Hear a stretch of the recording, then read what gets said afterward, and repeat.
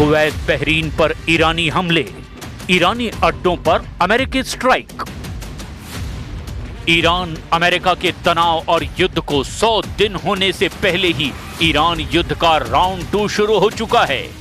Iran ने Kuwait और Bahrain में अमेरिकी ठिकानों पर जबरदस्त बैलिस्टिक मिसाइलों और ड्रोन से हमले कर दिए हैं।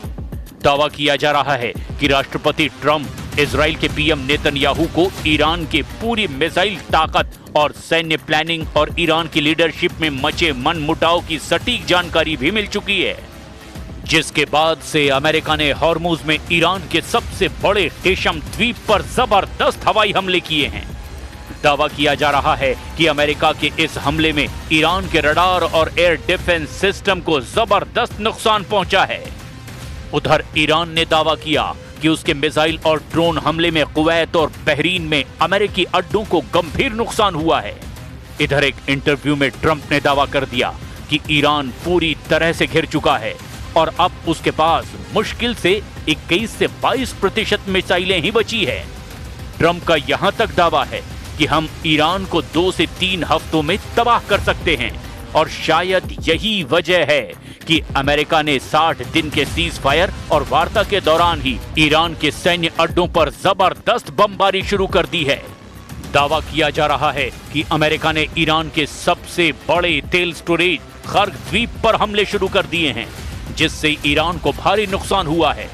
खुफिया दावा यह भी किया गया कि ईरान की IRGC ने हॉर्मुज के संकरे समुद्री रास्तों पर बेहद खतरनाक समुद्री सुरंग भी बिछा दी है ताकि जहाजों की आवाजाही पूरी तरह से ठप हो जाए। लेकिन इस बीच ईरान के मिसाइल एक्शन से जुड़ी सबसे चौंकाने वाली सैटेलाइट तस्वीरों की वजह से हड़कंप मच गया है। जाग्रोस में ईरान एक बड़े मिसाइल हमले की तैयारी में जुट गया है। सबसे पहले देखिए ईरान ने कब, कैसे और कहां अमेरिका के अड्डों पर हमला किया। कुवैत बहरीन पर तूफानी हमले, अमेरिका नहीं रोक पाया ईरानी मिसाइलें। अभी तक पुख्ता तौर पर नहीं पता चला कि अमेरिका ने अचानक ईरान पर हमले क्यों किए और क्यों ईरान ने एक के बाद एक बैलिस्टिक मिसाइलों से अरब देशों पर हमले शुरू कर दिए। ईरान ने ये मिसाइल हमले हॉर्मुज के मिसाइल अड्डों, पश्चिमी ईरान, उत्तर ईरान और उत्तर पश्चिम ईरान के मिसाइल अड्डों से किए हैं, ऐसे दावे किए जा रहे हैं। इस वक्त सबसे ज्यादा हैरान करने वाली खबर यह भी है कि 100 घंटे के अंदर ईरान ने कुवैत और बहरीन पर दूसरी बार बेहद तेज और तीखा मिसाइल हमला कर दिया है। दावा किया जा रहा है कि अमेरिका ने जिस तरह से ईरानी अड्डों पर हमला किया, उसके पीछे की सबसे बड़ी वजह है अमेरिका अब ईरान के नए हमलों और मिसाइल लोकेशन को ट्रेस करने की कोशिश में जुटा है ताकि ईरान को 2 से 3 हफ्तों की जंग में पूरी तरह से हरा दिया जाए। अमेरिका ने कहा कि उसकी सेना ने गोरूक और केशम आइलैंड पर ईरानी रडार साइट्स पर हमला किया। अमेरिकी सेंट्रल कमांड यानी सेंटकॉम के मुताबिक पहले हॉर्मुज में ईरान के 4 अटैक ड्रोन मार गिराए गए, फिर आगे के हमले रोकने के लिए रडार साइट्स को निशाना बनाया गया। इसके जवाब में ईरान की रिवोल्यूशनरी गार्ड्स यानी कि IRGC ने कहा उसने स्ट्रीट ऑफ हॉर्मुज के पास दुश्मन के ठिकानों पर मिसाइल से हमला किया। वहीं सेंटकॉम के मुताबिक ईरान ने कुवैत और बहरीन की ओर 7 बैलिस्टिक मिसाइलें दागी, जिसमें 6 को हवा में ही रोक दिया गया, जबकि 7वीं अपने टारगेट तक नहीं पहुंच सकी। हवाई रक्षा प्रणालियों में 7 में से 6 ईरानी मिसाइलों को हवा में ही मार गिराया गया। बहरीन के गृह मंत्रालय ने तड़के 4:15 पर देशव्यापी सायरन बजाकर नागरिकों को सुरक्षित जगहों पर जाने को कहा। अमेरिकी वायुसेना ने स्ट्रेटेजिक जलमार्ग स्ट्रीट ऑफ हॉर्मुज के पास ईरानी तटीय निगरानी रडार ठिकानों पर बमबारी की है। इस बीच अमेरिकी राष्ट्रपति डोनाल्ड ट्रंप ने कहा अमेरिकी हमलों के बाद ईरान की मिसाइल क्षमता काफी कमजोर हो गई है और उसके पास सिर्फ 21 से 22% मिसाइलें ही बची है। हालांकि न्यूयॉर्क टाइम्स की रिपोर्ट के मुताबिक अमेरिकी खुफिया एजेंसियां मान रही है कि ईरान ने अपनी 33 में से 30 मिसाइल साइट्स फिर से चालू कर ली है और उसके पास अब भी करीब 70% मिसाइल भंडार मौजूद है। बहरीन ने कहा कि सभी मिसाइलों को सफलतापूर्वक इंटरसेप्ट कर लिया गया और इसके लिए उसने अपनी और कुवैत की सेनाओं की सतर्कता की तारीफ की।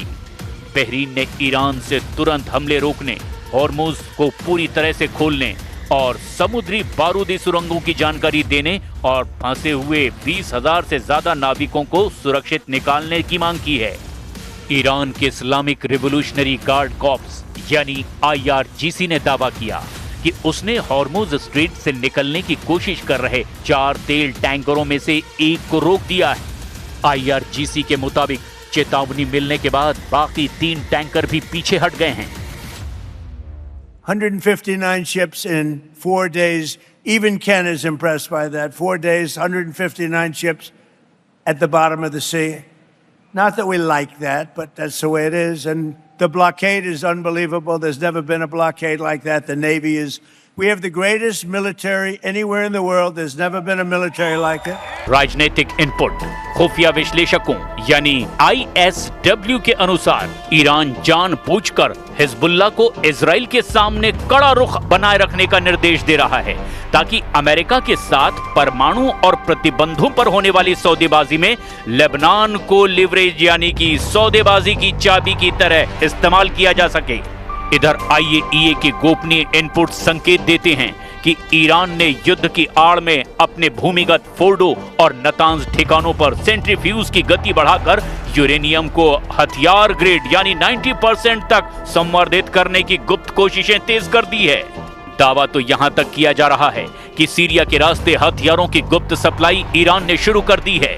इजरायली खुफिया एजेंसी मोसाद को इनपुट मिले कि सीरियाई सीमा के रास्ते ईरानी फतह-2 मिसाइलों और सटीक गाइडेंस किट्स की एक नई खेप हिजबुल्लाह के पास लेबनान के पहाड़ी इलाकों में ट्रांसफर की जा रही है। میدان مبارزه دیپلماسی هیچ اعتمادی به حرفها و وعده‌های دشمن ندارند. آنچه برای ما ملاک است دستاوردهای عینی است که باید کسب کنید تا در مقابل آن دست به انجام تعهدات خود بزنیم و تا اطمینان پیدا نکنیم که حقوق ملت ایران را گرفته ایم هیچ توافقی را تأیید نخواهیم کرد. ICBM बनाएगा ईरान, अमेरिका पर करेगा पहला हमला। ईरान ने लगभग 100 दिन तनाव और युद्ध में अमेरिका, इजराइल और खाड़ी देशों को अच्छी तरह से समझा दिया कि ईरान कहीं भी और कभी भी हमला कर सकता है। अमेरिका का रक्षा कवच ना अपने सैन्य अड्डों को बचा पाएगा और ना ही अरब देशों को बचा पाएगा। दावा किया जा रहा है कि ईरान अब ऐसे हमले की तैयारी कर रहा है जो शायद कल्पना से भी परे है। ईरानी सांसदों ने अमेरिका में घुसकर ईरान से हमले की अपील कर दी है। लेकिन सवाल उठता है, अगर ईरान अमेरिका की राजधानी वॉशिंगटन या न्यूयॉर्क या फिर ट्रंप के चहेते शहर फ्लोरिडा पर मिसाइल हमला करना चाहता है तो क्या उसके पास इंटरकॉन्टिनेंटल बैलिस्टिक मिसाइल यानी ICBM है या नहीं?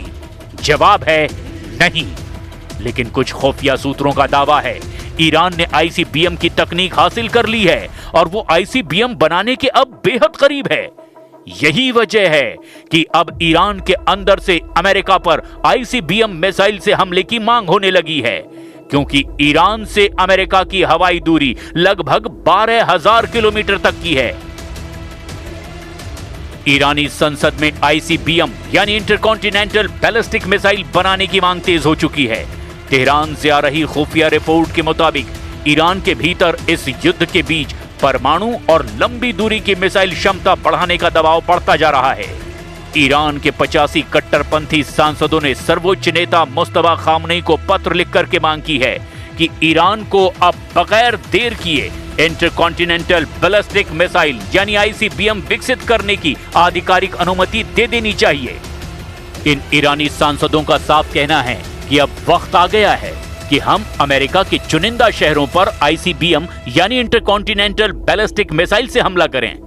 अब सवाल ये उठता है कि अगर ईरान ICBM बनाता है तो ईरान कहां-कहां हमला अमेरिका में कर सकता है?